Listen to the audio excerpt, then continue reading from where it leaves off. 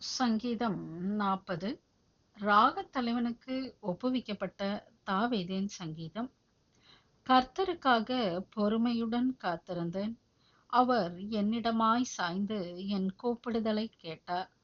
பயங்கரமான குழியிலும் உளையான சேற்றிலுமிருந்து என்னை தூக்கி எடுத்து என் கால்களை கன்மலையின் மேல் நிறுத்தி என் அடிகளை உறுதிப்படுத்தி நமது தேவனை துதிக்கும் புதுப்பாட்டை அவர் என் வாயிலே கொடுத்தார். அநேகர் அதைக் கண்டு பயந்து கர்த்தரை நம்புவார்கள். அகங்காரிகளையும் பொய்யைச் சார்ந்திருக்கிறவர்களையும் நோக்காமல் கர்த்தரையே தன் நம்பிக்கையாக வைக்கிற மனுஷன் பாக்கியவான்.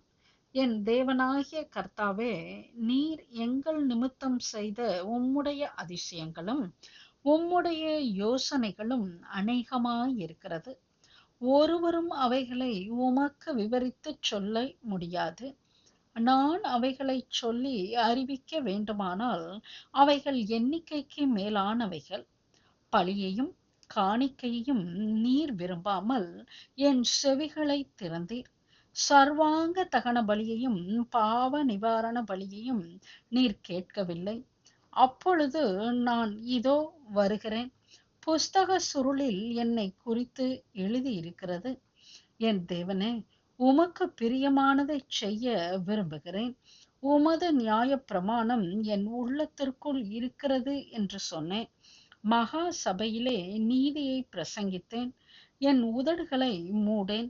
கர்த்தாவே, நீர் அதை அறிவீர்.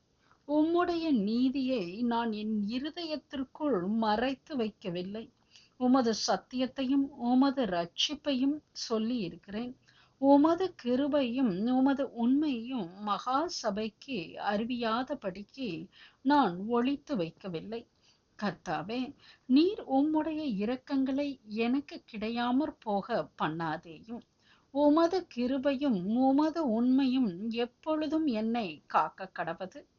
எண்ணிக்கைக்கு அடங்காத தீமைகள் என்னை சூழ்ந்து கொண்டது. என் அக்கிரமங்கள் என்னை தொடர்ந்து பிடித்து நான் நிமிர்ந்து பார்க்க கூடாதிருக்கிறது. அவைகள் என் தலைமயிரிலும் அதிகமாயிருக்கிறது. என் இருதயம் சோர்ந்து போகிறது. கர்த்தாவே, என்னை விடுவித்தருளும். கர்த்தாவே, எனக்கு சகாயம் பண்ண தீவிரியும். என் பிராணனை அழிக்க தேடுகிறவர்கள் ஏகமாய் வெட்கி நாணி எனக்கு தீங்கு செய்ய விரும்புகிறவர்கள் பின்னிட்டு லட்சிய அடைவார்களாக. ஆமென்.